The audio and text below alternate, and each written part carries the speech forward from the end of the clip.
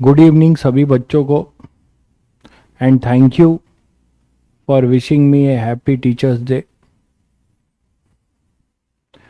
इस happy teacher day पे मेरी तरफ से सभी बच्चों को बहुत सारा बेस्ट विशेस कि whatever you are doing आप उसमें सक्सेसफुल हो। आप जिस चीज़ के लिए इतनी मेहनत कर रहे हैं उस चीज़ में आप सक्सेसफुल हो और मैं आपका जितना ज़्यादा हो सके इस चीज़ में आपका योगदान दे पाऊँ।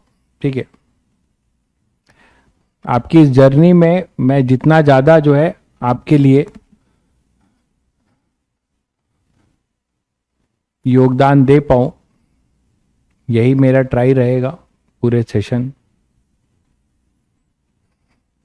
यही मैं कहूँगा कि सभी बच्चों को कि आप अपना एफर्ट जरूर दीजिए, ठीक है, बट परेशान मत होइए। बहुत बच्चे बहुत परेशान हो जाते हैं एफर्ट देने के बाद भी। ठीक है, आप जो भी दे रहे हैं बिल्कुल परेशान मत होइए, ऑनेस्टी के साथ अपना काम करिए, हैप्पी रहिए, खुश रहिए। ठीक है, क्योंकि ये ज़्यादा ज़रूरी है। जब तक आप मेंटली खुश नहीं रहेंगे, हेल्थ वाइज सही नहीं रहेंगे, आप कोई भी वर्क अच्छे से कर नहीं पाएंगे। ठीक है, तो जो भी जो है आप कर रहे हैं उसको जो है ऑनेस्टी के साथ करिए, खुश होकर करिए और सेटिस्फाइड रहिए, अपने एफर्ट से सेटिस्फाइड रहिए। नंबर जो है कम आ रहे हैं ज़्यादा आ रहे हैं, ट्राई करते रहिए। ऐसा नहीं होगा कि आप अपने गलतियों को धीरे धीरे सुधारेंगे तो आपके नंबर नहीं बढ़ेंगे, नंबर बढ़ेंगे। ठीक है। रौनिक नंबर खींचो, ग्राफ नीचे नहीं जाना चाहिए, ग्राफ ऊपर जाना चाहिए। अच्छा है, बढ़िया है, और आप इसको आगे बढ़ाइए धीरे धीरे।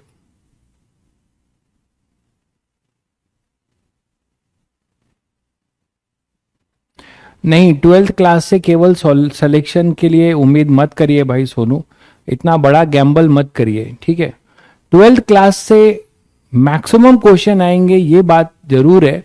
इसका ये मतलब बिल्कुल नहीं है कि केवल 12th क्लास पढ़ के हम जेई मेंस भी क्वालिफाई कर लेंगे। जेई एडवांस तो आप सोच भी नहीं सकते बिना 11th को किए, और 12th में केवल 12th के दम पे भी आप 99.9 या 99.5 तक की बात करो, जहाँ से कॉलेजेस कुछ मिलना शुरू होता है, तो 99.5 भी आप नहीं ला सकते। आपको होल सिलेबस पे पूरा नहीं तो कुछ कुछ बेसिक कमांड होना चाहिए। ठीक है,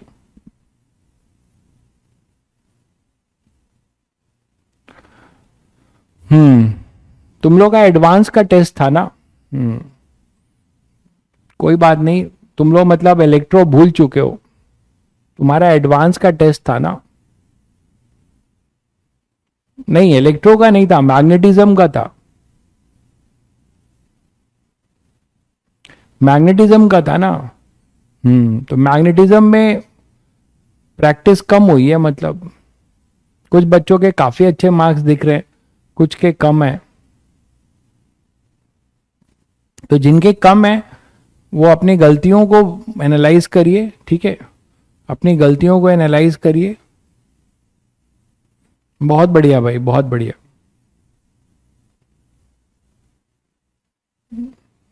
अभी काफी पीछे हैं हम लोग। ठीक है, अरुण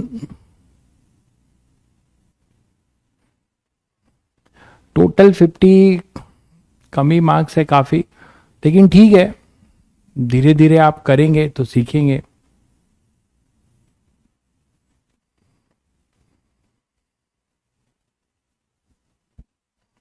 ठीक है, चलिए फिर स्टार्ट करते हैं अपना चैप्टर, आगे बढ़ते। तो याद है हम लोग कैपेसिटिव सर्किट कर चुके थे। नेक्स्ट बात करते हैं प्योरली इंडक्टिव सर्किट की।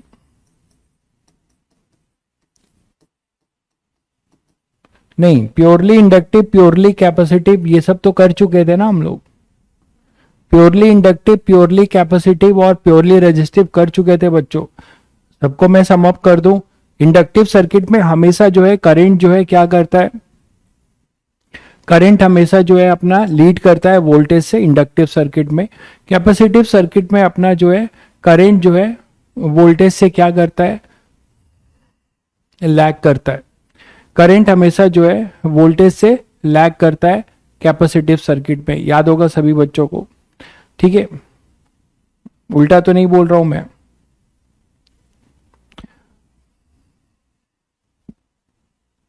एसी जनरेटर करा दूंगा। एसी जनरेटर कोई नया नहीं है, बहुत बेसिक चीजें हैं। एसी जनरेटर भी करा दूंगा मैं आपको, कोई दिक्कत नहीं है।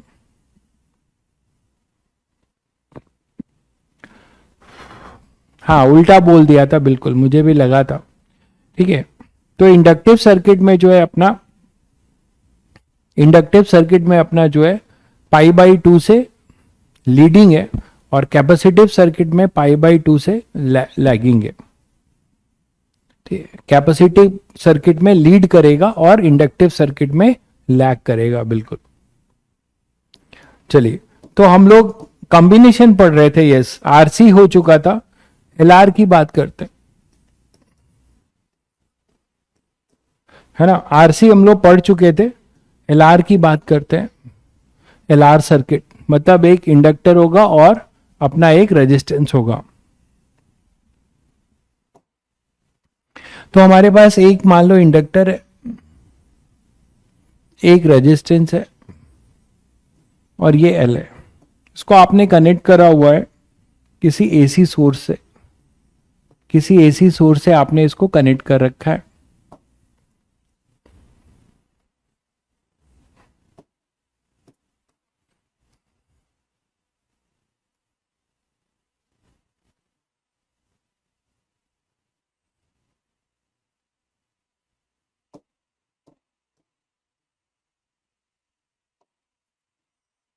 ठीक है, तो किसी एसी सोर्स से हम लोगों ने इसको कनेक्ट कर रखा है।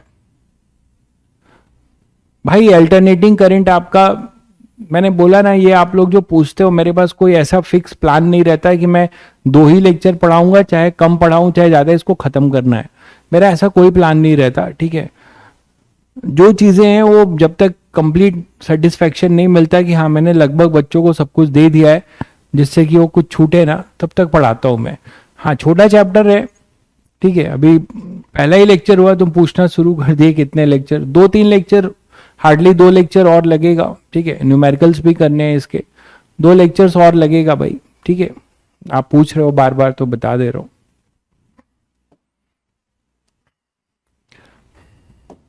तो यहां पर अपने पास ये इंडक्टर है। ठीक है, मान लीजिए अपना सोर्स है E is equal to E0 sin omega t. ठीक है, तो अब सभी लोग इंपीडेंस फेजर का आइडिया ले चुके हो, जैसे मैंने आपको आरसी में बताया था उसी तरीके से आप इसका इंपीडेंस फेजर बनाएंगे और एक ही कॉन्सेप्ट बार बार होगा, E is equal to E0 sin omega t. तो I किस फॉर्म का होगा? I जो होगा वो होगा I0 sin omega t plus phi का फॉर्म होगा। इसमें 2 चीज निकालना मेन है, एक हमारा I0 और दूसरा फाई। एक हमें निकालना है I0 और दूसरा फाई। ठीक है, तो अब यहां पे अपने पास क्या हो जाएगा, I0 जो होगा पीक वैल्यू, हमेशा मैंने आपको बताया वो क्या होता है, ईएमएफ की peak value upon mod Z, ऐसे आप निकालते हो, ईएमएफ की peak value upon mod Z. ठीक है, चलिए, तो अब इसका इंपीडेंस फेजर पहले बनाते हैं। इंपीडेंस फेजर इसका कैसा बनेगा, देखो मैं हमेशा, मैंने बताया आपको कि मैं करंट को जो है, करंट को हमेशा रेफरेंस लेके चलता हूं, करंट को हमेशा रेफरेंस लेके चलता हूं। याद करिए, जब प्योरली इंडक्टिव सर्किट था तो अपना करंट लैग कर रहा था π/2 से, करंट अपना π/2 से लैग कर रहा था प्योरली इंडक्टिव सर्किट में। मतलब करंट अगर इधर था तो ईएमएफ पूरा का पूरा वाई एक्सिस पे था, है ना। ईएमएफ अपना, ईएमएफ मतलब पोटेंशियल ड्रॉप, पोटेंशियल अपना हमेशा जो है वाई एक्सिस पे था। लेकिन अब ये प्योरली इंडक्टिव नहीं है, एलआर सर्किट है। तो एलआर सर्किट है तो इंपीडेंस फेजर कैसा बनेगा, देखो इधर जेड बनाओगे, सॉरी इधर आर बनाओगे जो इसके साथ फेज पे रहेगा, और जो इसका इंपीडेंस होगा एक्सएल, एक्सेल इसका रिएक्टेंस है ना, रिएक्टेंस ऑफ इंडक्टिव सर्किट। वो कैसा बनेगा, वो आपका ऐसा बनेगा। ये एक्सेल होगा और ये अपना आर होगा, शायद सभी को याद आ गया। ये अपना एक्सेल होगा और इसी को आप क्या लिखते थे, ओमेगा एल। एक्सेल को और क्या लिखते थे आप, ओमेगा एल, और आर अपना होगा ये, ठीक। नेट इंपीडेंस फेजर किधर होगा, तो इसका जो नेट इंपीडेंस फेजर होगा,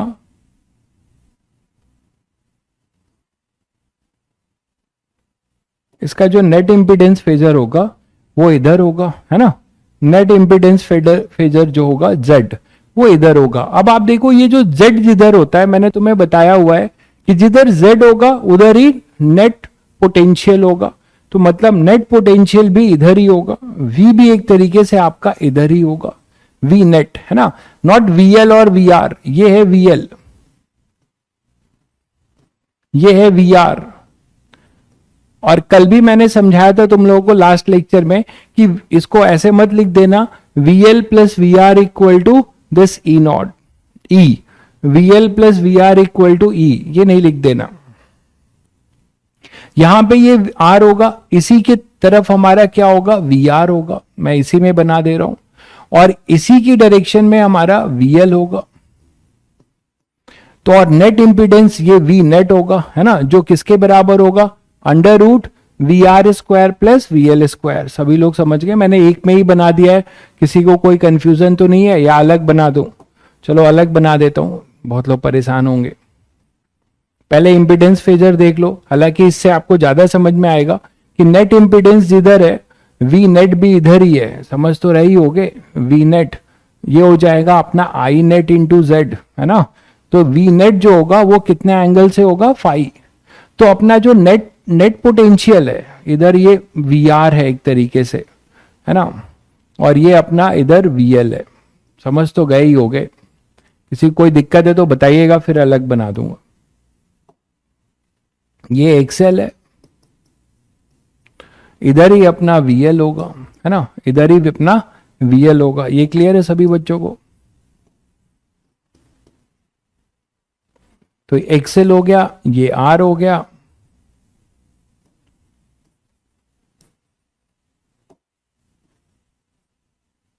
ये ब्रैकेट में इधर मैंने VR बना दिया है और ये VL बना दिया है, और ये V नेट है। क्लियर हो गया होगा। SI यूनिट ऑफ Z ओम होता है, बता चुका हूं। नेट इंपीडेंस जो है वो रेजिस्टेंस के तरीके से उसकी SI यूनिट ओम ही होगी। एक्सेल की यूनिट भी ओम होगी, ठीक है। तो चलिए अब बताइए आपने क्या सीखा फिर, कि अगर LR सर्किट है तो वो कितने से जो है लीड कर रहा है पोटेंशियल, अपना जो V नेट है वो कितने से लीड कर रहा है, फाई से। तो tan फाई भी आप निकाल सकते हैं यहां से। पहले मॉड Z निकाल लो, मॉड Z क्या हो जाएगा, मॉड Z हो जाएगा under root R square plus XL square, that is R square plus omega square L square. ये मॉड Z हो गया।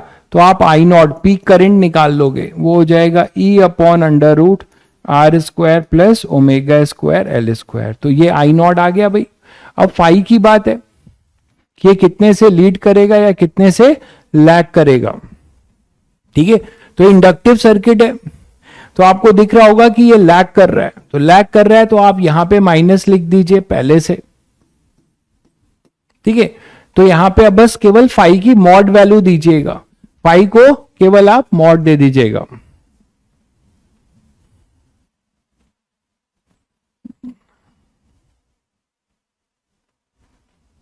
ठीक है। तो अब यहां से देखो क्या हो जाएगा, tan फाई। आप फेज डिफरेंस निकाल रहे हो तो tan फाई क्या लिखोगे, इट इज एक्सेल अपॉन में R। यहां से इस ट्रायंगल से आप tan फाई निकाल लोगे, एक्सेल अपॉन में R, ठीक है, that is omega L upon में R। तो वैल्यू सब दी जाएगी आपको, तो फाई आएगा, भी न्यूमेरिकल करेंगे तो और क्लियर होगा, ओमेगा L अपॉन R। इस तरीके से आप फाई निकाल लोगे और इसको यहां पुट कर दोगे। तो फाई से ये पता चलता है कि अपना जो करंट है LR सर्किट में, LR सर्किट में जो करंट है वो पाई बाई 2 से लैग नहीं कर रहा है, वो कितने से लैग कर रहा है, वोल्टेज से, फाई से। तो ये है अपना phase, initial phase constant.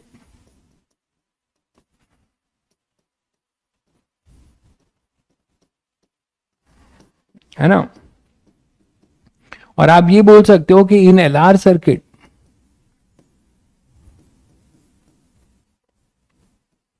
current is lagging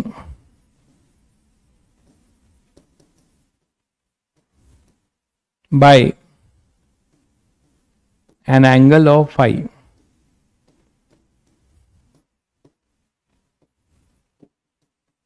with voltage। तो वोल्टेज से प्योरली इंडक्टिव है तो पाई बाई टू है ना, प्योरली इंडक्टिव है तो पाई बाई टू है। और एल आर है, आप खुद सोचो यहां पे अगर प्योरली इंडक्टिव होता तो आर 0 होता।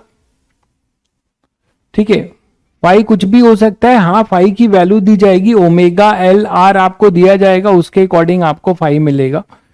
ठीक है, तो यहां पे अगर आर आपका 0 है, अगर आर 0 हो जाएगा तो ये जेड पूरा एक्सेल बन जाएगा, ये जेड पूरा एक्सेल बन जाएगा और ये 90 डिग्री हो जाएगा।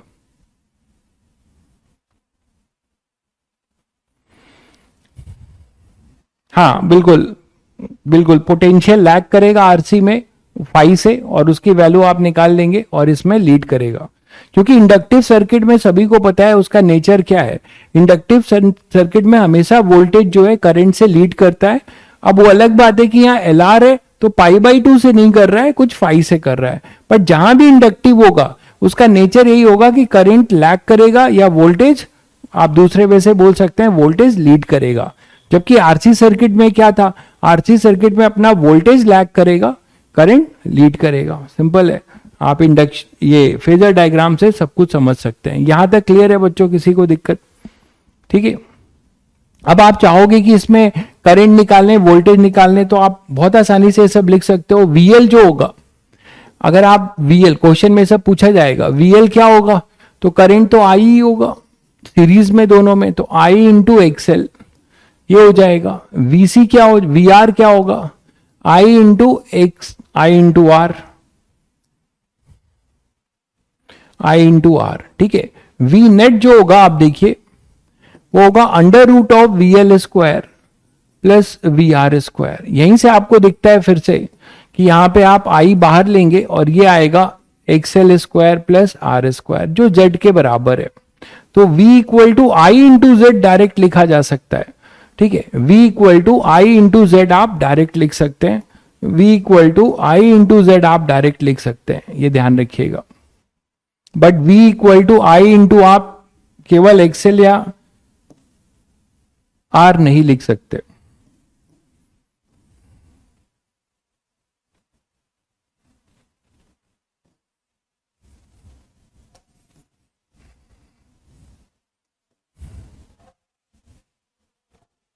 ये क्लियर है सभी को?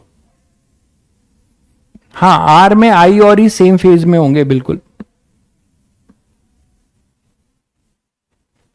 ठीक है, चलिए, आर से तो फेज डिसाइड नहीं होता, वो तो हमेशा फाई 0 होगा आर के लिए। तो बस इंडक्टर को पकड़ो या कैपेसिटर को पकड़ो। इंडक्टर होगा तो करंट का नेचर जो है लैगिंग होगा वोल्टेज से, कैपेसिटर होगा तो करंट का नेचर जो है वोल्टेज से लीडिंग होगा।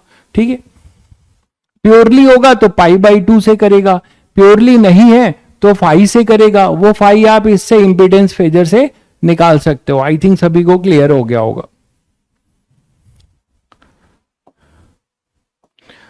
ठीक है, तो आपने एलआर सर्किट देखा, आरसी सर्किट देखा। नेक्स्ट आपके पास है एलसीआर सीरीज, जो स्टैंडर्ड आपके सिलेबस में है। पहले हम उस पर बात कर लेते हैं। यही आपके स्टैंडर्ड सर्किट सिलेबस में है, एलआर आरसी, है ना, और एलसीआर सीरीज। ठीक है, क्लियर है बच्चों? अब इसे कैसी कैसी बात कर रहे हो यार। कैपेसिटर डीसी को ब्लॉक करेगा ना, ये आप आरसी सर्किट डीसी पढ़ चुके हो। कैपेसिटर ब्लॉक करता है कब, जब वो फुली चार्ज होता है तो ओपन सर्किट की तरह काम करता है, लेकिन वो उसको करने में उसको लॉन्ग टाइम लगता है। Q equal to Q not 1 minus E की power minus T by tau, याद करो, ठीक है, कंफ्यूज मत हो। चलिए तो एलसीआर सीरीज की बात कर लेते हैं। एलसीआर सीरीज की बात कर रहे हैं मतलब यहां पे एक हमारे पास इंडक्टर होगा, एक कैपेसिटर होगा और एक रेजिस्टेंस होगा, तीनों लोग एक साथ पार्टी में आएंगे और तीनों सीरीज में हैं, तीनों लोग एक साथ पार्टी ज्वाइन करेंगे।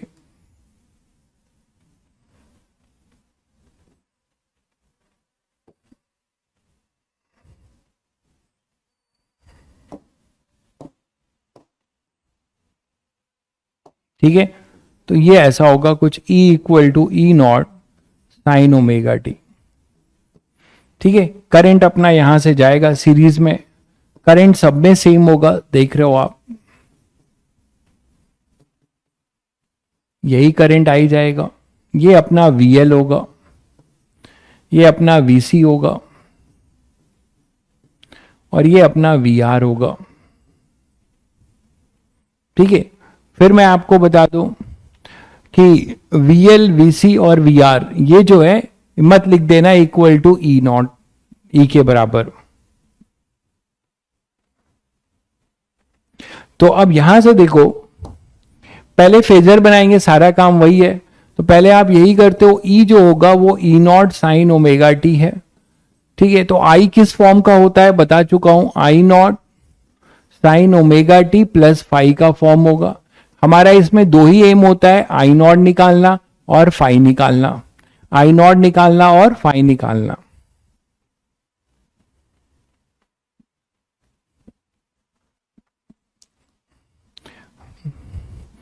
रोज ये कार्तिक भाई हॉलीडे की बात क्यों करते हो यार, हॉलीडे क्यों होगा, कुछ समझ में नहीं आता, क्यों हॉलीडे होगा?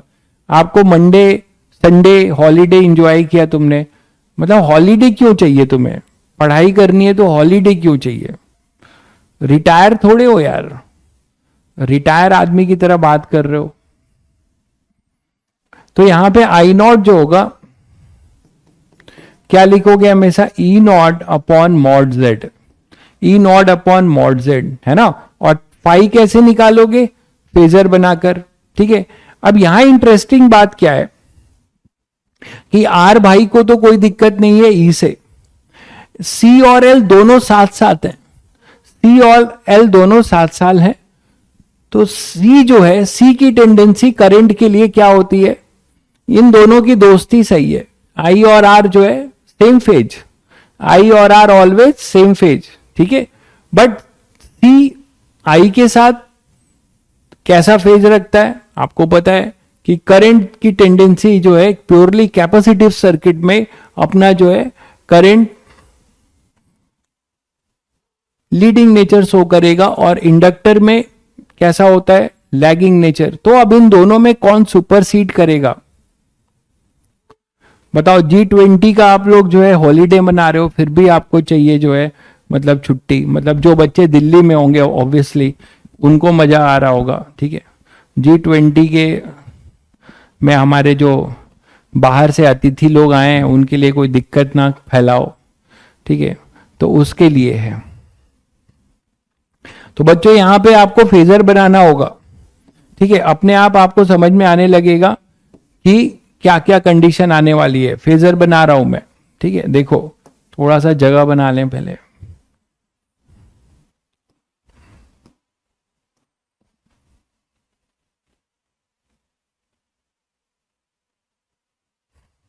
तो यहां जब फेजर बनाओगे तो फेजर अपने पास कैसा होगा, नीचे बना दे रहा हूं।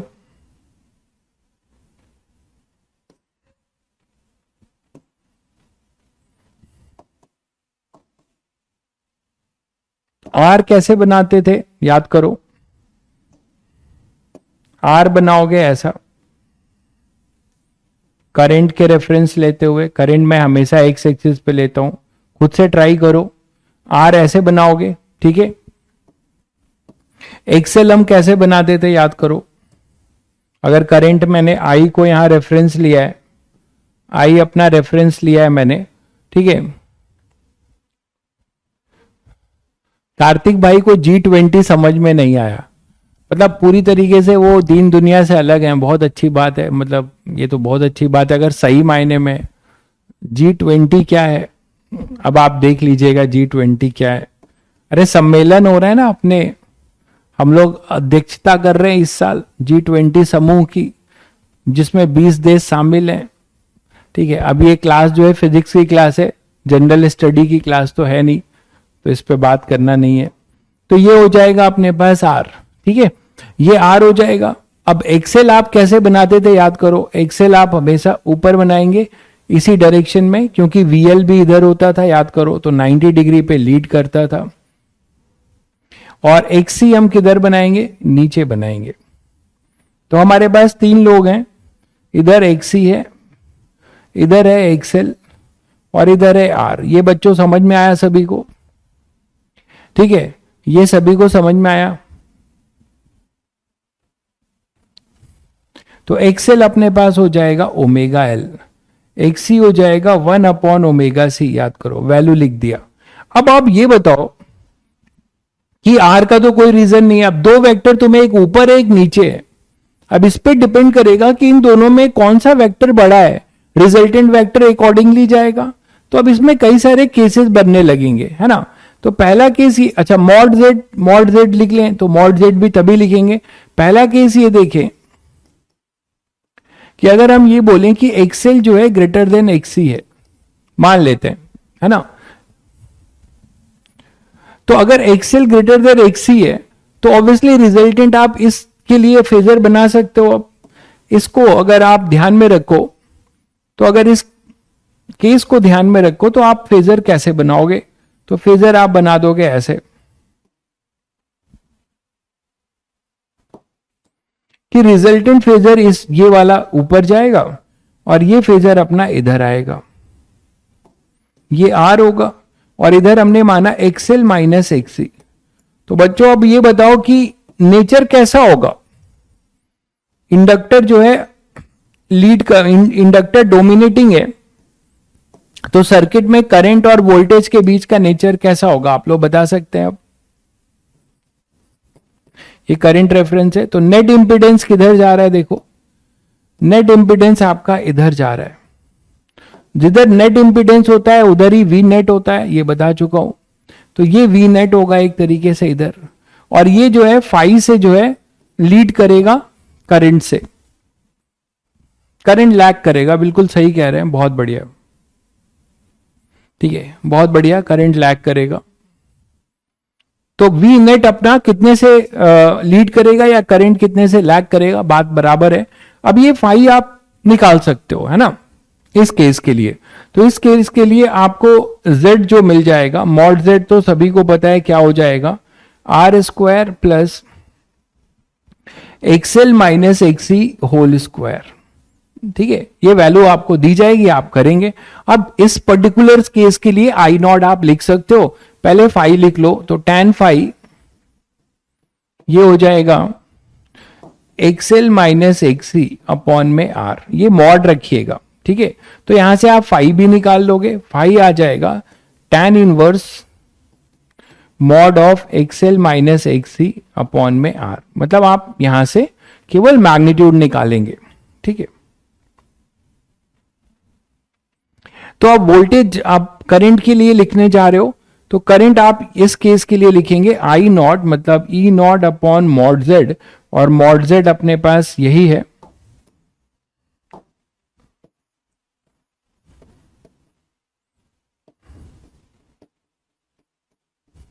ठीक है, और साइन ओमेगा टी, करंट की बात लिख रहे हो तो ये लैग करेगा, तो यहां -5 लिख देना। ठीक है, इस केस के लिए, क्योंकि फाई की वैल्यू ये है और ये माइनस, तो लैग करेगा। इंडक्टिव नेचर है, ठीक है, सर्किट का नेचर इंडक्टिव है, तो हमेशा जो है करंट वोल्टेज से लैग करेगा। तो इस केस में आपको ये मिलेगा। ठीक है, दूसरा केस अगर आप देखना चाहोगे, तो दूसरे केस में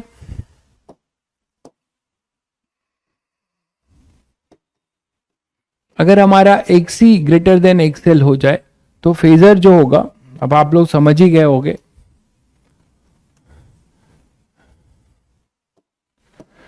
फेजर जो होगा वो आर इधर होगा और ये नीचे होगा, ठीक है। और फाइनली एक्सी माइनस एक्सएल ये आएगा, ये आर आएगा, ये करंट हम रेफरेंस लेके चल रहे हैं।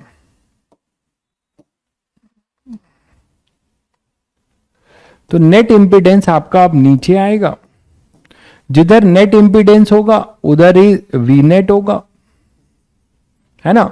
और ये देखिए ये फाई से लैग करने लगा, तो वी नेट भी जो होगा वो फाई से, ये वी नेट आई से जो है क्या करेगा, लैग करेगा, ठीक है। करंट अपना लीड करेगा, करंट अब अपना लीड करेगा। तो अब इसमें मॉड जेड जो होगा, मॉड जेड अब आप लिख सकते हो R square plus XC minus XL का होल स्क्वायर, है ना।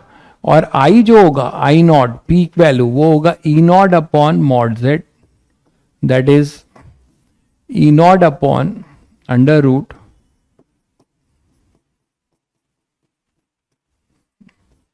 ठीक है बच्चों। तो यहां से अब आई लिख सकते हो, क्या हो जाएगा, E naught upon R square plus XC minus XL का होल स्क्वायर, और ये हो जाएगा साइन ओमेगा टी। अब देखो ध्यान से, फाई लिख रहे हो तो यहां प्लस फाई लिखोगे क्योंकि ये लीडिंग है, और फाई यहां से निकाल सकते हो टेन फाई से, टेन फाई हो जाएगा मॉड एक्सी, यहां माइनस मत लिख देना, यहां माइनस लिखने की अब जरूरत नहीं है, आप यहां पे इसकी मॉड वैल्यू, ये नीचे है तो बहुत बच्चे यहां माइनस लिख देंगे, वो मत करिएगा, मॉड निकाल के यहां प्लस फाई लिख दीजिए, एक्सी माइनस एक्सएल अपॉन में आर।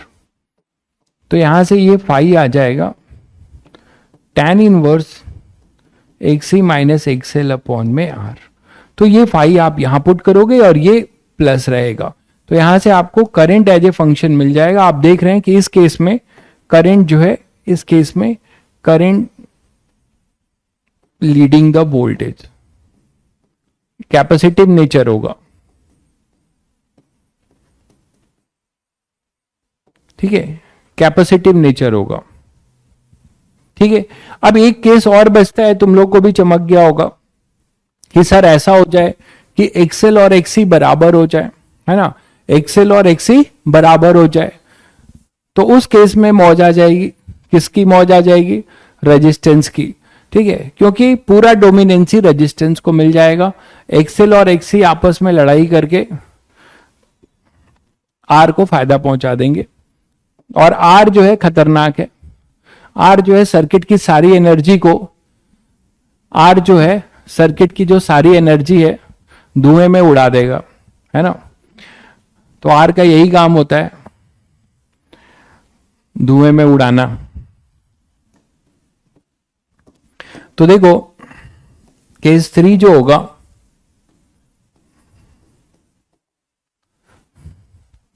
बहुत पुराने जमाने में कोई मूवी थी, उसमें एक गाना था, चल पड़े हैं फिक्कर यारो धुएं में उड़ा के। तो रेजिस्टेंस के साथ यही है, रेजिस्टेंस इसी गाने को फॉलो करता है, चल पड़े हैं फिक्कर यारो धुएं में उड़ा के। तो हीट एनर्जी डिसिपिएट होगी केवल। तो नेक्स्ट केस होगा, केस 3 कर लेते हैं, XL is equal to XC. Case 3 कर लेते हैं, XL equal to XC. R थाइनोस है, तुम लोग बहुत क्रिएटिव हो, सीधे थाइनोस से कंपेयर कर दिया आर को। तो एक्सएल इक्वल टू एक्सी, मतलब अभी बचपना गया नहीं है, अभी भी देख रहे हो मूवी है।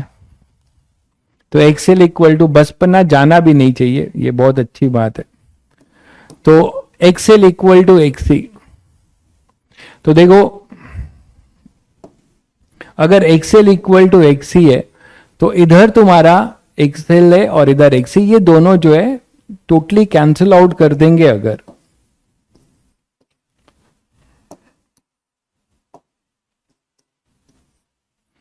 और ये स्पेशल है आपके लिए क्योंकि ये जेई मेंस का एक काफी फेवरेट टॉपिक है ये केस,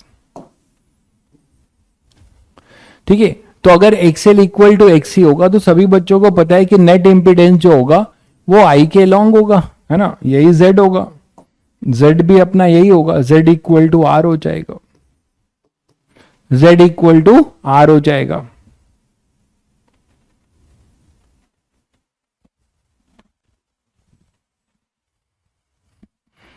ठीक है, तो यहां पे एक्सएल इक्वल टू एक्सी है, तो अब देखो एक्सएल इक्वल टू एक्सी होगा तो जेड की वैल्यू जो हो जाएगी मॉड जेड ओ आर के बराबर हो जाएगा, है ना। और इस केस में आप बोल सकते हो कि जो अपना आई नॉड होगा वो होगा ई नॉड अपॉन मॉड जेड, तो मतलब वो होगा ई नॉड अपॉन आर। तो यहां से बच्चों एक बहुत ही इंपॉर्टेंट बात तुम्हें पता चलती है कि ये जो पूरा एलसीआर सीरीज सर्किट है ये प्योरली रजिस्टिव सर्किट की तरह काम करेगा।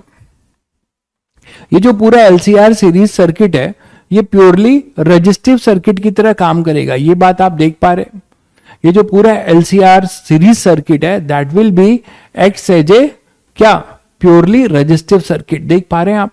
तो यहां से ये कंडीशन, इससे हमें एक कंडीशन मिलती है जिसको बोलते हैं हम कंडीशन ऑफ रेजोनेंस, है ना। ये जो कंडीशन है this is basically condition of resonance of LCR series circuit, सभी के लिए नहीं, एलसीआर सीरीज सर्किट की ये कंडीशन है, कंडीशन ऑफ रेजोनेंस, हर जगह मत लगा देना।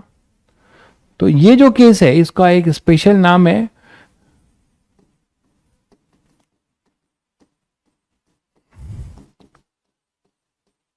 Resonance in LCR series circuit. ठीक है, रेजोनेंस का मतलब तो तुम लोग समझते हो, एनर्जी का मैक्सिमाइज हो जाना। ठीक है, अब इसके ग्राफ से आपको और भी चीजें पता चलेगी जब इसका मैं ग्राफ बनाऊंगा। तो रेजोनेंस का मतलब होता है कि एनर्जी आपकी जो है मैक्सिमाइज कर रहे हैं आप, सर्किट में एनर्जी पीक वैल्यू लेगी, सर्किट में एनर्जी अपनी पीक वैल्यू लेगी। इसको देखिए, तो अभी ग्राफिकली और समझेंगे। तो पहले कंडीशन निकाल लें, तो कंडीशन ऑफ रेजोनेंस क्या होगा, पहले आई नॉट की वैल्यू लिख लो।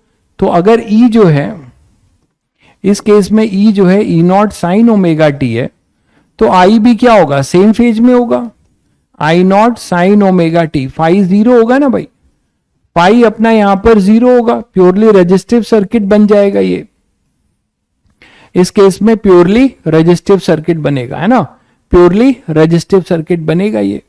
अच्छा, तो अपने पास ये आ चुका है। अब देखो कि कंडीशन ऑफ रेजोनेंस निकालें अगर, तो हम निकाल सकते हैं यहां से कंडीशन ऑफ रेजोनेंस। इन सब पे क्वेश्चन खूब पूछे गए हैं, जेई मेंस में ये सब डायरेक्ट डायरेक्ट पूछा गया है, फॉर्मूले बेस्ड क्वेश्चन। ठीक है, तो condition of resonance in LCR series circuit, तो वो तो बार बार लिखने की जरूरत नहीं है, उसी हेडिंग पे पढ़ रहे हैं। तो कंडीशन ऑफ रेजोनेंस देखो, यहां से आपको फ्रीक्वेंसी मिल जाएगी कि किस फ्रीक्वेंसी पे ऐसा होगा, है ना, किस एंगुलर फ्रीक्वेंसी पे ऐसा होगा या किस फ्रीक्वेंसी पे ऐसा होगा, दोनों में से कोई भी आप निकाल सकते हो। तो यही तो था अपना एक्सएल इक्वल टू एक्सी, तो वैल्यू पुट कर दो। एक्सएल अपने पास होता है omega L equal to 1 upon omega C, तो omega square equal to 1 upon L C. ठीक है, ये कुछ आपको वैसे ही नजर आएगा जैसे एलसी ऑसिलेशन में तुमने पढ़ा था, एलसी ऑसिलेशन में पढ़ा था। तो यहां पे अपने पास फ्रीक्वेंसी इसकी मिलेगी omega equal to 1 upon under root L C. ये एंगुलर फ्रीक्वेंसी है, बहुत बच्चे इसमें परेशान हो जाते हैं फ्रीक्वेंसी और एंगुलर फ्रीक्वेंसी में। तो देख लीजिएगा आपसे क्या पूछ रहा है, ये एंगुलर फ्रीक्वेंसी है। ठीक है, ये एंगुलर फ्रीक्वेंसी है, क्वेश्चन को ध्यान से पढ़ लेना कि फ्रीक्वेंसी पूछ रहा है तुमसे कि एंगुलर फ्रीक्वेंसी पूछ रहा है। अगर एंगुलर पूछ रहा है तो ये हो जाएगा, फ्रीक्वेंसी पूछेगा तो ओमेगा को आपको सभी को पता है 2 पाई बाई टी या 2 पाई एफ, है ना, इक्वल टू आप क्या लिख सकते हो 1 upon under root L C. तो यहां से आप एफ निकाल सकते हो 1 upon 2 pi under root L C. तो ये अपना है रेजोनेटिंग फ्रीक्वेंसी। ठीक है, एलसीआर सीरीज सर्किट में जब ये रेजोनेट करेंगे, this is resonating frequency, this is your resonating frequency.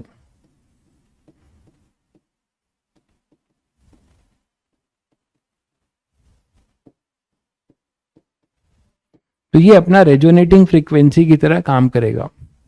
ठीक है बच्चों, तो ये अपने पास आ जाएगा इस केस में, केस 3 में। ठीक है, इस पे भी हम और बात करेंगे। इतना जेई मेंस कुछ अलग भी इसमें पूछता है, उस पर हम अलग से बात करेंगे।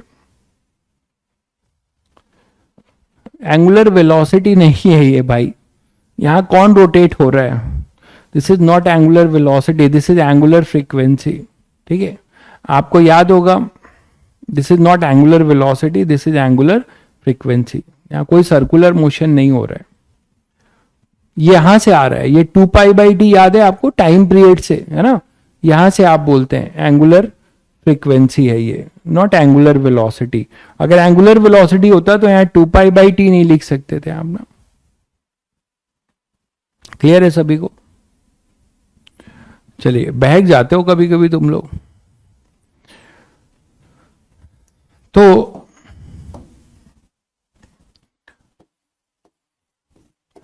एलसीआर सीरीज में रेजोनेटिंग की कंडीशन तो आपने निकाल ली। अब अगर ध्यान से देखो तो इसका अगर इंपिडेंस का ग्राफ बनाओ टाइम के साथ, एक्सेल अपने पास है कितना, ओमेगा एल। एक सी आपने बताया 1/ωc, और आर तो आर ही है। ठीक है, तो इसका अगर आप ग्राफ बनाते हो इंपिडेंस का ओमेगा के साथ, कई बार छोटी छोटी चीजें सब पूछ ली जाती है, तो एक्सेल आप देख रहे हो डायरेक्टली प्रोपोर्शनल टू ओमेगा है। ठीक है, एक्सेल अपना डायरेक्टली प्रोपोर्शनल टू ओमेगा है, तो y equal to mx line होगा। कभी तुमसे पूछे कि एक्सेल वर्सेस ओमेगा का ग्राफ क्या होगा, मतलब जो इंडक्टेंस है उसका जो रिएक्टेंस है वो ओमेगा के साथ कैसे चेंज होगा, या जो एक्सी है वो ओमेगा के साथ कैसे चेंज होगा। तो ये मैं जनरल बता रहा हूं तुम्हें पहले, तो ये छोटी छोटी चीजें मतलब सब आता है आपको, बट आप उस समय एग्जाम में डायरेक्ट आ जाता है तो बहुत बच्चे जल्दी में गलत कर देते हैं। तो मान लो अगर मैं एक्सेल बोल रहा हूं और यहाँ ओमेगा का ग्राफ बना रहा हूं, तो एक्सेल का ग्राफ तो सभी बच्चों को पता है कि ये कैसा होगा, ये स्ट्रेट लाइन होगा, है ना? स्ट्रेट लाइन होगा ऐसा, y equal to mx type होगा कि नहीं बताओ? इंडक्टेंस किसी भी इंडक्टर का कांस्टेंट रहेगा। देखिए, आपका बैकलॉग है तो आप परेशान मत होइए, धीरे धीरे करिए। ठीक है, बैकलॉग क्यों होगा? आप किसी भी बैच में पढ़ रहे थे, पैरेलल बैच में, तो उस बैच में भी तो यही सिलेबस चल रहा है, थोड़ा सा बस एक चैप्टर पीछे।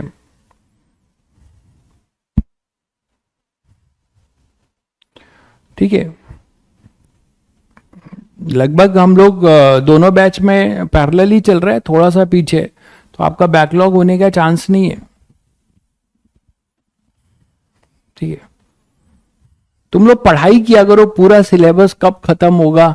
रोज बच्चा, मतलब कोई ना कोई प्राणी जरूर जो है, भटकती आत्मा जरूर रहता है जो उसको चिंता सता रही होती है कि सिलेबस कब खत्म होगा। ठीक है, सिलेबस कब खत्म होगा, इन सब चीजों पे आप परेशान मत होइए, सिलेबस आपको खत्म करके दे दिया जाएगा। अगर केवल खत्म करना जो है उद्देश्य होता तो आपका सिलेबस खत्म कर दिया गया होता। ठीक है, 1-2 महीने में पूरा ही लपेट दिया गया होता। आप उस पर टेंशन मत लीजिए, पढ़ाई करिए, लर्न करिए। देखिए ईशांत भाई, आपकी बात सही है कि आज टीचर डे है तो कुछ शायरी वायरी सुना दीजिए, बट सॉरी टू से कि मैं मतलब बहुत इंट्रोवर्ट हूँ इन सब चीज़ों में। ना मुझे शायरी आती है, ना मुझे गाना गाना आता है, ना मुझे डांस करना आता है। ठीक है, और इसीलिए जो है मेरी, जब आप लोग के टाइम में, तो आप लोग लकी हो कि आपके टाइम में जो है रैगिंग नहीं होगी। जब आप जाओगे आईआईटी में तो आपके टाइम में रैगिंग नहीं हुई। लेकिन हमारा एक ऐसा दौर था जो हम लोग बहुत ही दुर्भाग्यशाली रहे हैं इस मामले में। ठीक है, बहुत ज्यादा दुर्भाग्यशाली रहे हैं हम लोग। दुर्भाग्यशाली इस मामले में रहे हैं कि 2005 के बाद जस्ट 6-7 से ही कोर्ट ने ऑर्डर दे दिया था, तो बड़ा मतलब टू एंड टाइट हो गया था। होती थी रैगिंग, फॉर्मल इंट्रो ले लिया सीनियरों ने, कुछ कर दिया। ठीक है, तो इस टाइप का होता था। लेकिन हमारे टाइम में वो पीक पे था, क्योंकि वहां से उसका डाउनफॉल होना था। तो जब कोई भी चीज जब पीक पे होती है ना, तो वहां से वो डाउनफॉल होती है। तो हमने रैगिंग तो खूब दी है, बट रैगिंग ली नहीं है क्योंकि मौका नहीं मिला।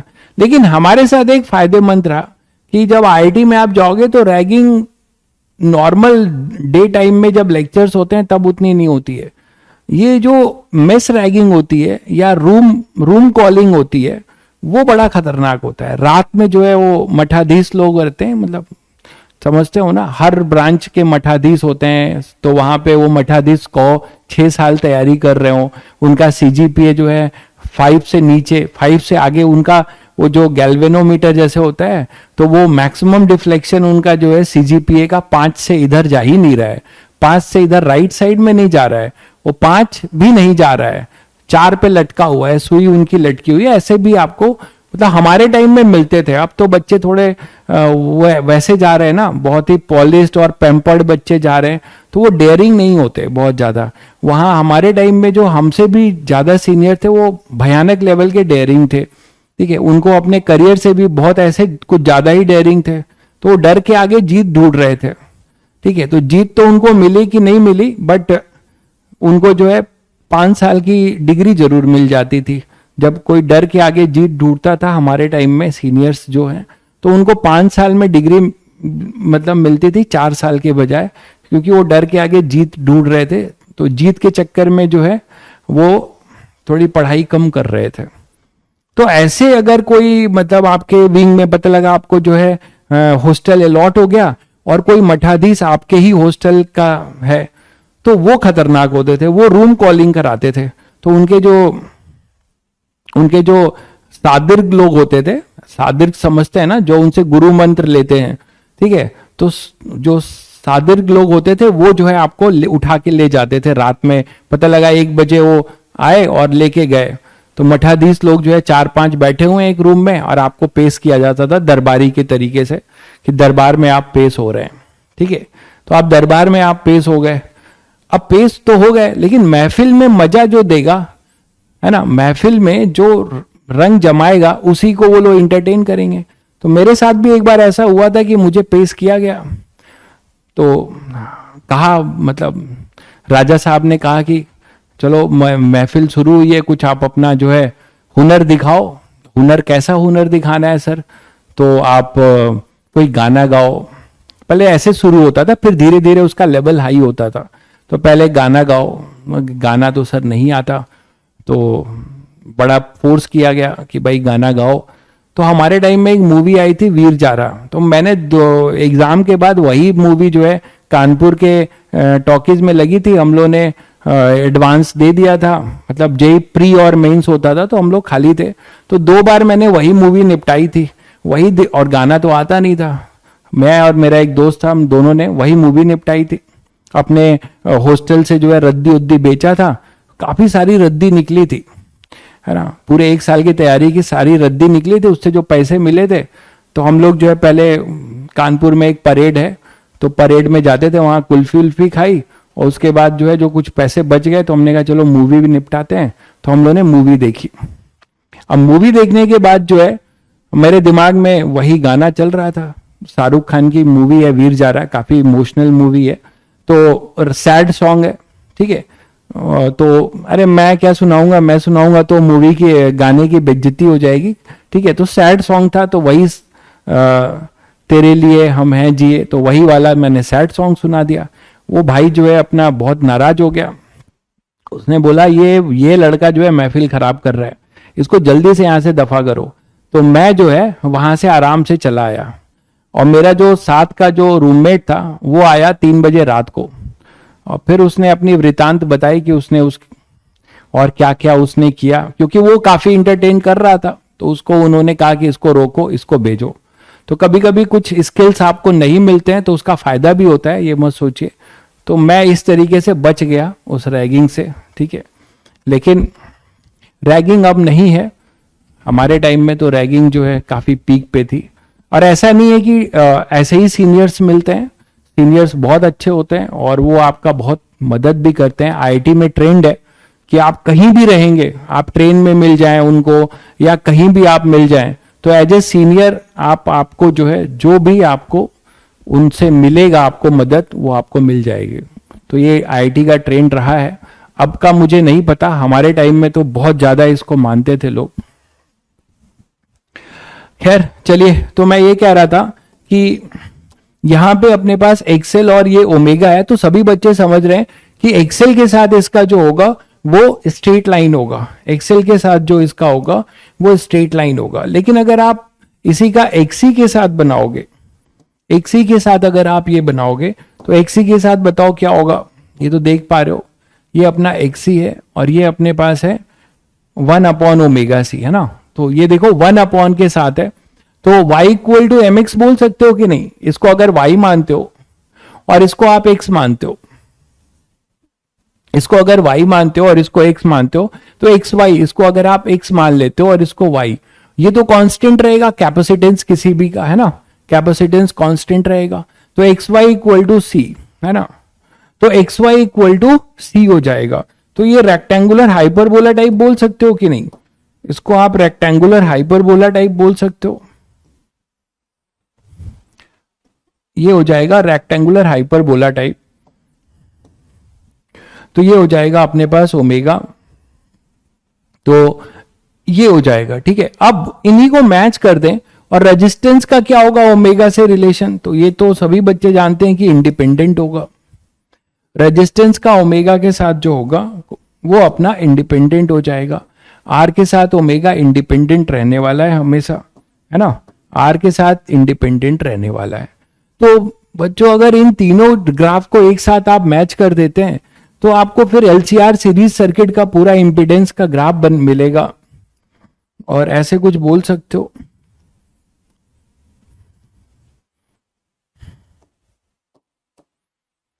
जैसे ये तो आर हो गया तुम्हारा, ये एक्सेल हो जाएगा, और यहां पे कहीं पे अपना एक्सी हो जाएगा, है ना। अब ये बोलोगे सर ये जो ये वाला इंटरसेक्शन है ये क्या बताना चाह रहा है, तो यहां सभी बच्चे समझ रहे हैं कि इन दोनों की वैल्यू बराबर हुई है, यहां पे इन दोनों की वैल्यू बराबर हुई है। आप इसमें इंपीडेंस वर्सेस ओमेगा की बात कर रहे हैं, है ना, ये आर है अपना, ये एक्सेल है और ये अपना एक्सी है। तो यहां पे आप सभी लोग बता सकते हो कि रेजोनेंस वाली कंडीशन होगी ओमेगा नॉट, है ना, जहां पे आप बोल सकते हो कि देखो एक्सेल इक्वल टू एक्सी होगा, जहां पर एक्सेल जो है इक्वल टू एक्सी होगा। अब आपको ऐसे सीनियर्स नहीं मिलेंगे, डोंट वरी, अब आपको ऐसे सीनियर्स नहीं मिलेंगे, वो सीनियर्स और वो जमाना गया आईटी का, ठीक है। अब तो बच्चे जो है मतलब, लेकिन वो बहुत कुछ सिखाते थे भाई, ऐसी बात नहीं है। वो मतलब उस समय आईटी का कल्चर बिल्कुल अलग था, जब हम लोग गए थे आईटी का कल्चर बिल्कुल अलग था। हर चीज आप जो है अपने लेवल पे कॉन्फिडेंट फील करते थे, ठीक है, जो कर रहे हैं अपने रिस्क पे कर रहे हैं, और बहुत ज्यादा जो है लेवल बहुत अलग लेवल था। अब तो बच्चे बहुत पैम्पर्ड बच्चे जा रहे हैं, छोटे बच्चे जा रहे हैं, ठीक है। तो पहले क्या होता था, पहले कहो कि 2-3 साल का प्राणी जो है 3 साल तैयारी करके पहुंचा हुआ है ना। हमारे टाइम के बाद से जो है वो अटेम्प्ट वाला जो है शुरू हो गया था। तो अब तो अच्छी बात है कि बच्चे जो है, जैसे मेडिकल में देखो, मेडिकल में पता चला कि 3-5 साल तैयारी कर रहे, मेडिकल में अगर जाओ तो देखो पता चला कि 5 साल लोग तैयारी ही कर रहे हैं। तो वैसा अपने आईटी में नहीं है। अब बच्चे बहुत सिंसियर टाइप जाते हैं, थोड़ा सा मतलब पैम्पर्ड भी रहते हैं, है ना, तो उस टाइप के बच्चे जाते हैं, तो वो बहुत हाई रिस्क गेम, रिस्क वाला कोई काम नहीं करते, ठीक है। तो यहां पे अपने पास ओमेगा नॉट है और ये एक्सेल इक्वल टू एक्सी हो जाएगा, ये रेजोनेंस वाली कंडीशन है।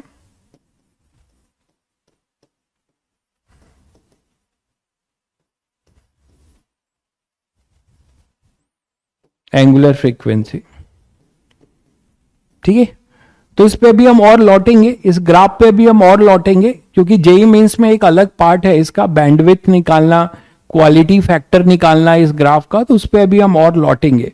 उससे पहले कुछ और बातें जान लें कि ये तो मैंने आपको स्टैंडर्ड सर्किट बता दिया ये तो मैंने आपको स्टैंडर्ड सर्किट बता दिया, लेकिन अगर आपके दिन बुरे हुए, अगर मान लीजिए आपके दिन बहुत बुरे हुए, तो कुछ आपको अलग लेवल पे पूछा जा सकता है, not in JEE Mains, JEE Advanced में। इनफैक्ट मैंने मेंस में भी देखा हुआ है कि उन्होंने क्वेश्चन चिपकाया है apart from this standard circuit से। ठीक है, तो अब देखो जनरल अप्रोच क्या सीखते हैं, जनरल एसी सर्किट हम कैसे हैंडल करेंगे वो देखो। इसके आने के चांसेस मतलब कम ही है, लेकिन आ भी सकते हैं, तो इसीलिए थोड़ा सा अप्रोच दे रहा हूं, ज्यादा नहीं बताऊंगा कि उसको हम कैसे हैंडल करेंगे। ठीक है, मान लो एक सीरीज में है, दो पैरेलल लगा दिए, जैसे करते हो ना, ये तीन जो आपके पास एलिमेंट है इनको आप कैसे भी कर सकते हो। हाँ बिल्कुल कर सकते हैं भाई, कोई भी बुक, मैंने कहा आपको, ठीक है, कोई भी बुक हो जो वेल नोन बुक्स हैं, कोई भी आपको नुकसान नहीं पहुंचाएगी, आपको फायदा ही करेगी। आपके पास समय है तो उस बुक का पैटर्न वाइज जो क्वेश्चन है, इंटीजर टाइप, पैसेज, ऑब्जेक्टिव, आप कर सकते हैं। कोई भी कोचिंग का मॉड्यूल है उसको कर सकते हैं। कुछ भी चीज नुकसानदेह तो है ही नहीं, आपको ऐसे नहीं होगा कि आपको एलर्जी हो जाएगी, लेकिन समय होना चाहिए आपके पास, है ना। तो वो समय आप देख लीजिए, ऐसा ना हो कि आपने कई सारे टेबल पे इकट्ठा कर लिए हैं, ये इस कोचिंग का, ये अपने कोचिंग का, ये उस बुक का, और आप कुछ कर नहीं पा रहे हो और आप उसको देख देख के परेशान हो रहे हो, है ना। ये चीज बहुत खतरनाक है। आप एक चीज करिए, कोई भी चीज कहीं से भी करिए, उसको प्रॉपरली करिए। ठीक है, तो जनरल एसी सर्किट की अगर हम बात करें तो क्या अप्रोच हो सकता है, मैं आपको वो अप्रोच देने जा रहा हूं। ठीक है, मैंने क्या किया है, इस चीज को रिलेट किया है इमेजिनरी और रियल नंबर से। शायद सभी बच्चे कॉम्प्लेक्स नंबर पढ़ चुके होंगे अपने मैथ्स में, तो कॉम्प्लेक्स नंबर से इसको मैंने रिलेट करके थोड़ा सोचा है, तो आप उससे थोड़ा सा इजीली हैंडल कर सकते हैं। कॉम्प्लेक्स नंबर में सभी बच्चों को सब कुछ पता है कि एक रियल एक्सिस होती है और दूसरी इमेजिनरी एक्सिस होती है, मानते हो। तो जो ओमेगा वाला पार्ट है, जो ओमेगा वाला पार्ट है वो अपना इमेजिनरी की तरह उसे ट्रीट करो, और जो अपना प्योरली रजिस्टिव है वो रियल की तरीके से। ठीक है, तो जो रियल के तरीके से उसको रेजिस्टेंस, अपने यहाँ पे तीन ही लोग हैं, है ना, एक एक्सएल है, एक एक्सी है, और अपना, अरे ऐसे ना बोलो यार, कॉम्प्लेक्स नंबर नहीं पता, ऐसे कैसे बोल रहे हो। कॉम्प्लेक्स नंबर जरूर पढ़ा होगा 11th में, थोड़ा बहुत तो पढ़ा होगा, रियल पार्ट, इमेजिनरी पार्ट। ठीक है, ऐसे ना बोलो, कॉम्प्लेक्स नंबर तो सबने पढ़ा है, z equal to a plus i b, याद आ रहा है सभी को, जिसमें a रियल पार्ट है और b जो है अपना इमेजिनरी पार्ट है। ये थोड़े ना कोई भूलता है, सदी हो गए, मैंने नहीं भूला। तो इसी तरीके से एसी सर्किट में भी आप क्या करोगे, कभी भी आपको जो इंपिडेंस है उसको आप ऐसे लिख सकते हो, a प्लस आई बी, आई के जगह पे हमने j लिख दिया, आयोटा, बिल्कुल आयोटा के जगह पे हम क्या करेंगे, उसको हम j लिख देंगे। तो हम जो फेजर बनाएंगे, देखो उसको एक रियल मानेंगे और एक इमेजिनरी। मतलब ये है अपना, ये इस प्लेन में आर्गेन प्लेन बोलते थे आप लोग इसको, ये रियल पार्ट था और ये इमेजिनरी, याद करो। तो इमेजिनरी के लिए आप इधर देंगे और ये रियल पार्ट देंगे। ठीक है, अब आप क्या करो, जो ओमेगा वाला पार्ट है उसको आप जे के साथ लिखेंगे। ठीक है, मतलब अब मैं आपको सिखा रहा हूं कैसे लिखना है। एक्सेल जो लिखेंगे आप, वो लिखेंगे जे ओमेगा एल, ध्यान दीजिए, है ना। एक्सेल को आप लिखेंगे जे ओमेगा एल। आप बोलोगे सर ये जे क्या है, जे क्या यूनिट वेक्टर है? नहीं, जे आयोटा है। ठीक है, आप, मैंने उसको जे लिख दिया है, मतलब इमेजिनरी आयोटा ही है, अपना आयोटा ही है, जे इज बेसिकली आयोटा। मैं उसको, ये अपना जो मैथ्स में आप आई लिखते हो, आयोटा यही है ये। ठीक है, सब कुछ वही है। तो एक्सेल हमेशा आप लिखिए जे ओमेगा एल। एक्सी जो होगा, ओमेगा वाला बताया तुम्हें, वो इमेजिनरी होगा और रेजिस्टेंस अपना रियल होगा। तो आप यहां पे लिखोगे 1 अपॉन जे ओमेगा सी, ध्यान दो। अब इसको आप ऐसे भी तो लिख सकते हो, कॉन्जुगेट से मल्टीप्लाई करो, तो अपने पास हो जाएगा minus J upon omega C, ऐसे लिख सकते हो, ठीक है।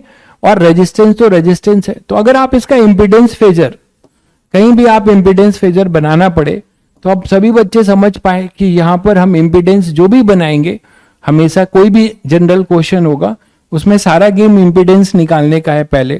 तो हम कैसे बनाएंगे, हम यहाँ पे आर ऐसे लिखेंगे इस आर्गेंट प्लेन में, है ना, और इधर हम करेंगे जे ओमेगा एल और इधर लिखेंगे माइनस जे ओमेगा सी। बोलो, तो हम यहां पे लिखेंगे माइनस जे ओमेगा सी, ये अपना हो जाएगा जे ओमेगा एल और ये हो जाएगा आर। ये क्लियर है बच्चों, ये क्लियर है, ठीक है। अब जैसे आप एलसीआर सीरीज जो भी आपने पढ़ा है ना, एलसीआर आपने सीरीज पढ़ा, उसमें इंपिडेंस कैसे लिखोगे, ए प्लस आई बी, तो यहां से इन दोनों को ऐड कर दोगे, तो ऐड कर दोगे तो omega L minus 1 upon omega C. जैसे एलसीआर सीरीज सर्किट की बात कर रहे हैं, फॉर एलसीआर सीरीज सर्किट आप जेड लिख सकते हो, फॉर एलआर सर्किट आप लिख सकते हो, सभी चीजें कर सकते हो। तो जैसे आप देखो एक जनरल काम करते हैं, मान लो हमारे पास क्वेश्चन कुछ ऐसा आया तुम्हारे पास कि ये पैरेलल में है, आरसी जो है पैरेलल में है, एक अपने पास सी है और एक अपने पास आर है।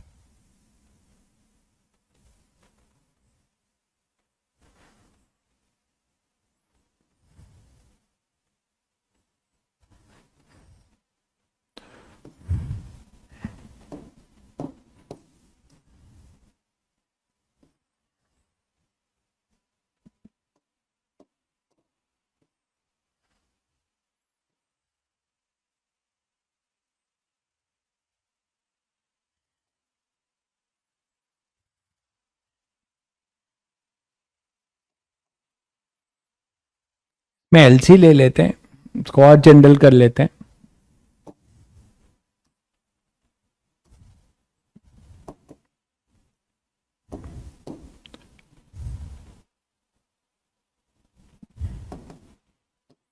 मान लो इंडक्टर है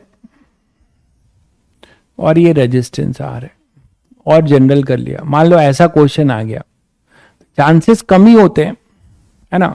मैं पीवाईक्यूज देख रहा था, अभी आपको मैं पीवाईक्यूज जो है एडवांस के कराऊंगा अभी, तो चांसेस कम ही होते हैं, बट मे बी, है ना, एक चांस हो सकता है। तो E equal to E naught sine omega t है, ठीक है, ये अपना एल आर और सी है। अब इसमें मान लो मैं एक छोटा क्वेश्चन, ऑब्जेक्टिव क्वेश्चन बना दिया, ठीक है, क्या मैं ये बना सकता हूं कि कंडीशन ऑफ रेजोनेंस निकाल दो, इस सर्किट का कंडीशन ऑफ रेजोनेंस की बात करते हैं।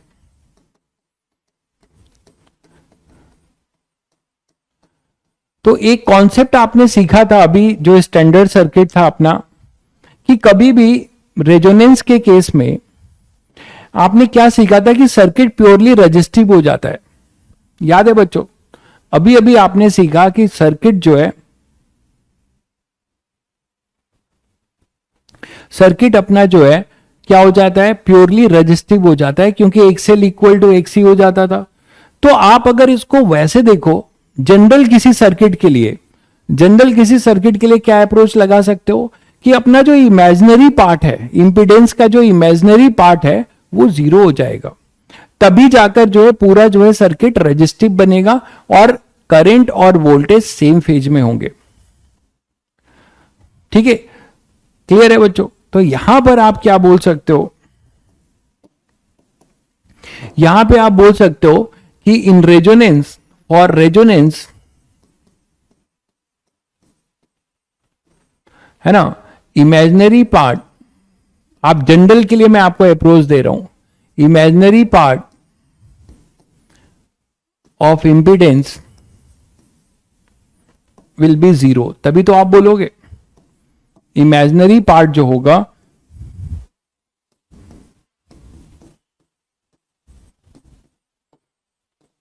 Will be zero. बोलो, तो अब क्या जल्दी से आप लोग आंसर कमेंट करेंगे इसका, इतना हिंट दिया आपको, इसका आप जो है नेट इंपिडेंस लिख सकते हो और उसके जो कॉम्प्लेक्स नंबर के फॉर्म में लिखना और उसको ए प्लस जे बी के तरीके से फॉर्म में लाइए और उसका जो इमेजिनरी पार्ट है, जे का कोफिशिएंट है, उसको 0 कर दोगे तो तुम्हें कंडीशन ऑफ रेजोनेंस मिल जाएगा। मानते हो कि नहीं?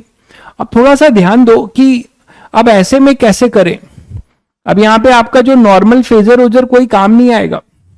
नॉर्मल फेजर जो है, जो सीरीज में आप बना देते थे लीडिंग लैगिंग करके, वो यहां कोई काम नहीं आने वाला है। आप देख रहे हो यहां पे फेजर अलग लेवल पे बनेगा, क्योंकि यहां पर जो वोल्टेज ड्रॉप है वो इसके बराबर होगा, इसका अलग होगा।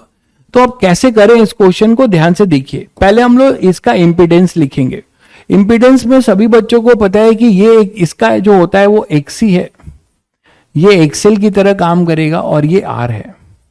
तो आप मुझे बताओ कि ये XC, एक्सेल और R ये तो रेजिस्टेंस की तरह बिहेव करते हैं।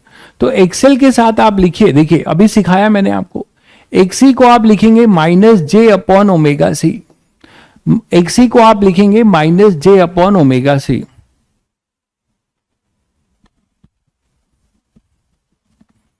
अच्छा, मेंस में पूछा गया है ये, बताओ कितने जहरीले हैं मेंस में, मतलब ऐसे जनरल, मुझे भी याद आ रहा है कि वो जनरल सर्किट भी मेंस में पूछ दिए हैं।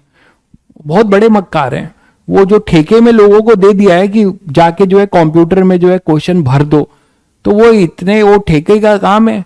वो ये थोड़े देखेंगे कि आपके कोर्स में है कि नहीं है, या फिर वो रेलिवेंट है कि नहीं, थोड़ा सॉल्व करके हम भी देख लें, बच्चों को दे रहे हैं, ठीक है, वो ये सब नहीं देखेंगे।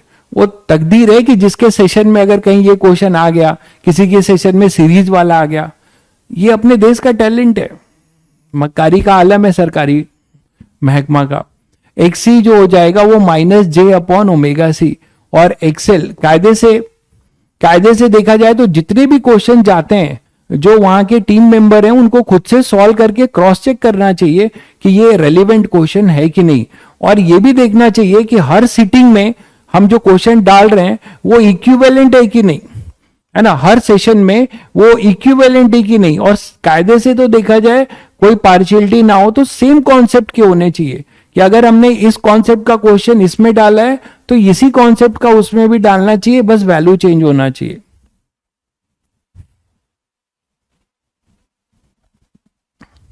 कुछ नहीं चेक करते भाई, अगर चेक करते तो इतने झोले भर के जो है वो क्या कहते हैं, निकलते क्यों? इतने झोले भर के बाद में करेक्शन क्यों निकलते हैं? यही तो प्रॉब्लम है। तो XC हो जाएगा -j/ωc, मतलब मैं ये जेई मेंस में तो यही है, एडवांस में ऐसा नहीं होता है। एडवांस में इसी बार एक क्वेश्चन जो है कॉन्फ्लिक्ट वाला था, ठीक है। तो XC हो जाएगा -j/ωc। एक्सेल क्या लिखोगे? एक्सेल है अपना jωL, और R तो R ही है। अब ये बताओ कि ये दोनों एक्सेल और XR सीरीज में है, उसके साथ ये पैरेलल में है, तो what is the Z net? Z के लिए क्या बोलोगे बताओ? पहले इन दोनों को सीरीज कर लो, तो इन दोनों को सीरीज करोगे तो क्या आ जाएगा? XL + R, और XL + R, देखिए XL और R, XL को आप रेजिस्टेंस की तरह ट्रीट करिए, तो XL और R सीरीज में है, तो XL + R हो गया। उसके साथ ये एक्सिस क्या है? पैरेलल में है, तो आप क्या लिखोगे बताओ? फाइनली आप यही तो लिखोगे, 1/Z सिस्टम का, वो हो जाएगा 1/this1, ये सीरीज में है, तो XL + R समझिएगा, और +1/XC। ये बच्चों समझ में आया आप लोगों को? जैसे रेजिस्टेंस पैरेलल में होते हैं वो आपने लिखा, यहां तक तो सभी को कोई दिक्कत नहीं होगी, ये दोनों सीरीज और इसके साथ। बट इसके साथ आपको कॉम्प्लेक्स के साथ ये हैंडल करना है, ये नॉर्मल नहीं है। ये नॉर्मल नहीं है कि आप इसको ऐड कर दोगे, एलसीएम ले लोगे जैसे आप रेजिस्टेंस में करते हो। एक रियल पार्ट है और दूसरा इमेजिनरी पार्ट है, तो आपको कॉम्प्लेक्स हैंडल कर रहे हैं आप, है ना, तो उसके अकॉर्डिंग आपको करना है। कॉम्प्लेक्स का ऑपरेशन जैसे करते हो, कैसे करोगे? पहले आप इसको ऐसे लिख लोगे, एक्सेल को क्या लिखोगे? R + jωL ऐसे लिखोगे, प्लस XC क्या लिखोगे? -j/ωc। देखो -j/ωc, यहां तक क्लियर है सभी बच्चों को? ठीक है, -XC क्या लिखोगे? अच्छा मैंने उल्टा लिख दिया है क्या? ये XC 1/XC है ना, तो XC अपने पास j/ωc है। तो 1/XC क्या हो जाएगा, 1/XC क्या हो जाएगा बताओ, ये ऊपर चला जाएगा, ठीक है। या फिर इसको आप ऐसे भी लिख सकते हो 1/j⍵c, ऐसे लिख लो कंजुगेट से करने पे। तो यहां पे 1/XC कितना हो जाएगा, वो हो जाएगा j⍵c। ये क्लियर है बच्चों, ये XC है 1/j⍵c, तो 1/XC हो जाएगा दिस वन। अब आपको इसको सेपरेट करना पड़ेगा, ये सब आपने किया हुआ है, ठीक है। अब आप क्या करोगे, पहले रियल पार्ट अलग करोगे और इमेजिनरी पार्ट अलग करोगे और इमेजिनरी पार्ट को 0 कर दोगे, ठीक है। तो ये एक क्वेश्चन बन सकता है। तो पहले इसको हम कंजुगेट से क्या करें, कंजुगेट से इसको मल्टीप्लाई कर लिया जाए, जैसा बोलो इसको कंजुगेट से मल्टीप्लाई कर लिया जाए इसी को, है ना, और रियल और इमेजिनरी पार्ट अलग कर लेंगे। अभी ये 1/z है, ये ध्यान रखिएगा, तो 1/z आएगा,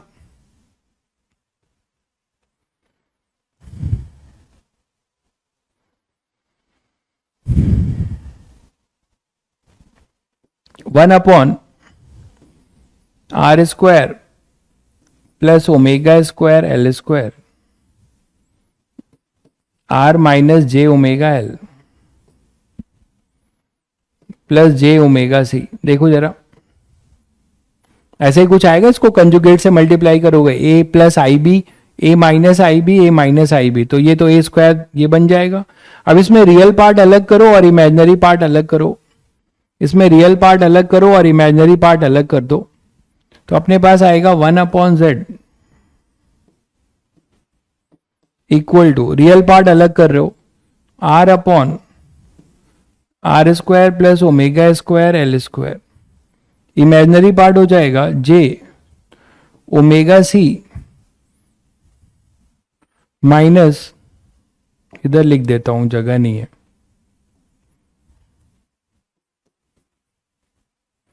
चलो नेक्स्ट पेज में ले चलते हैं।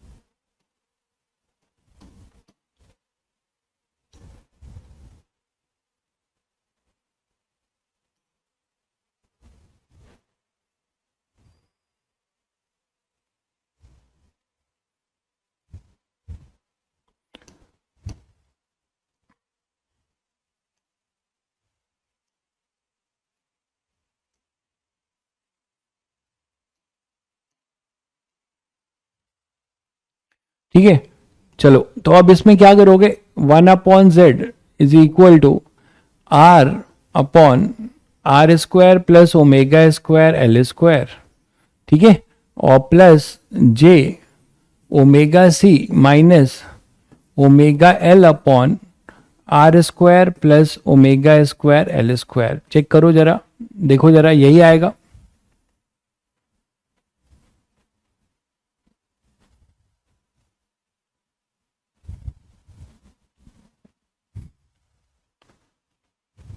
क्लियर है सभी बच्चों को। तो बच्चों अब ये बताओ कि यहाँ रियल पार्ट अगर मैं 0 करता हूं, आपको आगे इसको सॉल्व करने की बहुत जरूरत नहीं पड़ेगी, ठीक है, क्योंकि अगर हमें ये बताओ कि अगर z का रियल पार्ट 0 होगा तो 1/z का भी 0 होगा। तो ये मत सोचना है कि सर 1/z है तो इसको पहले z बनाए, ठीक है, उसकी जरूरत नहीं पड़ेगी। आप z बनाओगे भी तो ये पार्ट नीचे आएगा, तो इमेजिनरी पार्ट तो यही है ना, तुम्हारा इमेजिनरी पार्ट तो यही है ना भाई, that is your imaginary part, चाहे वो 1/z का हो चाहे z का हो, इमेजिनरी पार्ट तो यही रहेगा। तो ये इमेजिनरी पार्ट ये हो जाएगा। फिर से बता दूं, फिर से ये बताने का क्या है, देखो मैं फिर बता देता हूं कि आपने अभी अभी पढ़ा और आपने अभी फेजर बनाया तो था, देखो इधर ये रहा तुम्हारा, इस पे आ जाओ, जो अपना LCR सीरीज था। यहां आपको क्या दिखा था कि Z इक्वल टू R है, condition for resonance in LCR, आपको ये दिखा था, मैं यहां पे भी नोट करके लिख दे रहा हूं कि एट रेजोनेंस पूरा का पूरा इंपिडेंस किसके बराबर है, R के बराबर। तो at resonance circuit behave as a purely resistive circuit, है ना. At resonance LCR series circuit behave as purely resistive circuit.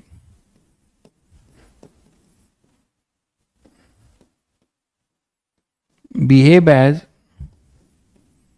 Purely resistive circuit. यही कॉन्सेप्ट वहां भी यूज कर रहे हैं भाई. ठीक है, यहां आसान था, वो टफ है, तो हम कॉम्प्लेक्स का सहारा ले रहे हैं. आपको मैंने एक अच्छा चीज बताया और आपके लिए कोई हार्ड नहीं है. कॉम्प्लेक्स नंबर तो आप बहुत बड़े बड़े कॉम्प्लेक्स नंबर हैंडल करते हो, आपके लिए तो बहुत आसान है. तो यही चीज मैंने यहां भी अप्लाई कर दिया कि जो अपना रियल पार्ट है और इमेजिनरी पार्ट है, इमेजिनरी पार्ट आपका क्या होना चाहिए, जीरो होना चाहिए. तो इमेजिनरी पार्ट को जीरो करो, तो फॉर रेजोनेंस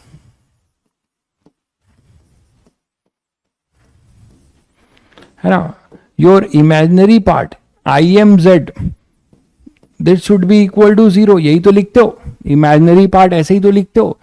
तो इमेजिनरी पार्ट को जीरो कर दो, तो ये प्योरली रेजिस्टिव बन जाएगा, है ना.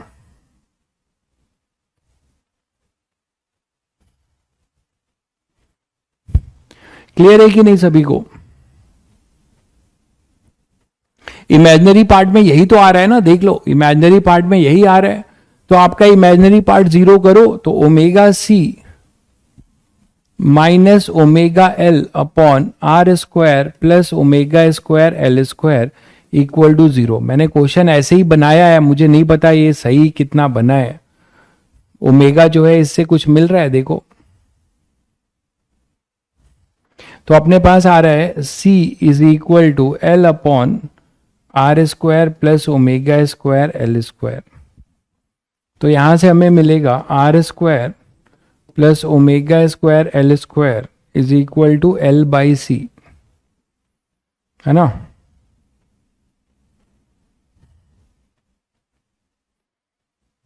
ये ओमेगा तो आपका कैंसिल हो गया. ओमेगा कॉमन रूट्स लेके भी कर सकते हो, तो C माइनस दिस, तो ये ओमेगा जीरो तो होगा नहीं, तो C minus L upon this zero होना चाहिए. वही चीज यहां कर रहा हूं मैं. तो omega square L square equal to 1 L upon C minus R square. तो यहां से ओमेगा स्क्वायर आएगा 1 upon LC minus R square upon L square. तो बढ़िया बना है, ठीक है.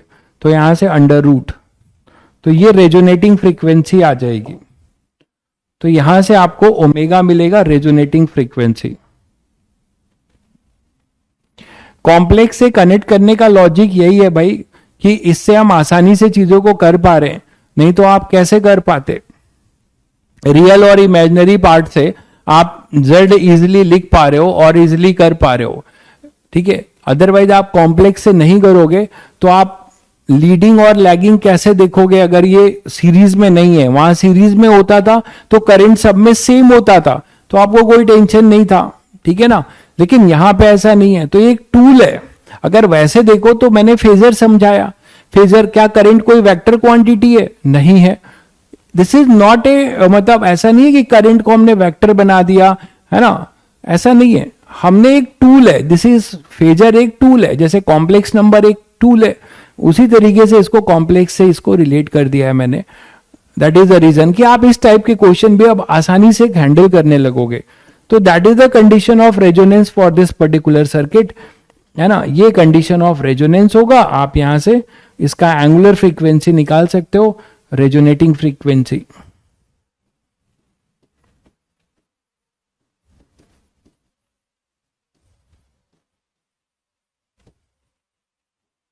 ठीक है, इसको 2πf लिख के आप एंगुलर फ्रीक्वेंसी भी निकाल सकते हो, ठीक है. तो जो मैथ्स पढ़ते हो उसको यूज करना भी तो सीखना है. तो आप मैथ्स आपके सिलेबस का है, तो उसी लिए कनेक्ट कर दिया, ठीक है. इमेजिनरी पार्ट और रियल पार्ट, आर्गेंट प्लेन पे हमने ओमेगा वाले टर्म को इमेजिनरी दिया और इसको आपको रियल पार्ट में रेजिस्टेंस को दिया. और वहां से आप अब किसी टाइप के, एक मैंने एग्जाम्पल दिया है, अभी और भी कुछ क्वेश्चंस करेंगे, ठीक है. ऐसे क्वेश्चन और भी अभी करेंगे, ठीक है. अभी आर्बिट कुछ भी बना दूंगा, पता लगा परेशान हो गए, तो ये मैंने बनाया था लेकिन बढ़िया बना ये, ठीक है. रेजोनेटिंग फ्रीक्वेंसी बन जाएगा. तो आपको सभी बच्चों को आइडिया लग गया कि आप घबराओगे नहीं, जनरल सर्किट भी मिलेगा तो आप उसको कॉम्प्लेक्स से हैंडल करने लगोगे। बाकी स्टैंडर्ड सर्किट है तो वो तो तुम्हें आता ही है सिंपल मेथड से, ठीक है। तो अब इस पे और क्वेश्चंस करेंगे तो आपको और कॉन्फिडेंस आएगा। कल कुछ पीवाईक्यूज भी करेंगे आईटी एडवांस के।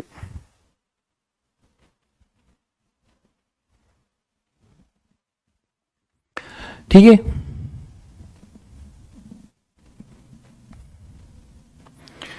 तो आज के लिए इतना ही बच्चों, ठीक है, आज के लिए इतना ही। 5 मिनट बचे हैं, कोई और सर्किट लूंगा, कंप्लीट नहीं कर पाऊंगा मैं, फिर से वो रिपीट करना पड़ेगा, ठीक है। तो आज के लिए इतना ही, ठीक है। कल मिलते हैं, फिर कल मिलते हैं, ठीक है। हाँ हाँ बिल्कुल करते हैं, ठीक है। बट कुछ भी त्योहार जो है बस बच्चों के साथ, देखिए आप जैसे हो कि आप कोई भी चीज अभी सेलिब्रेट करते हो पढ़ाई करके, मैं पढ़ाकर सेलिब्रेट करता हूं, तो हमारा और आपका जो डोमेन है वो बहुत कन्फाइंड हो चुका है, ठीक है। हमारा और आपका जो डोमेन है अभी बहुत कन्फाइंड हो चुका है। हम लोग सुन लेते हैं, ठीक है, जन्माष्टमी ये वो दिवाली सब ठीक है, बट आप और हम दोनों की जो डोमेन है वो बहुत कन्फाइंड हो चुकी है, और वो केवल जो है पीसीएम पे जो है नाच रही है। आपका तो 3 है, मेरा तो और भी कन्फाइंड हो चुका है अब, है ना, मेरा तो और भी कन्फाइंड हो चुका है। मैं भी यही सोचता रहता हूं कि ये कॉन्सेप्ट बच्चों को कैसे पढ़ाऊं कि सभी बच्चों को समझ में आ जाए, इस चीज में और क्या वेरिएशन करूं कि ये चीज और अच्छा हो जाए। तो हम आप एक ही चीजों पे लटके हुए हैं, ठीक है। तो अच्छी भी बात है, दीन दुनिया से मतलब ही क्या है अभी, ठीक है। चलिए मिलते हैं फिर कल, ठीक है, कुछ नए कॉन्सेप्ट के साथ फिर से। चलो बच्चों, फिर सभी बच्चों को मेरी तरफ से फिर से बेस्ट विशेस, ठीक है। लगे रहिए हिम्मत के साथ, ठीक है। एक दिन चीजें जरूर जो है कुछ अच्छे फॉर्म में मिलेगी आपको जरूर, ठीक है। चलिए ओके।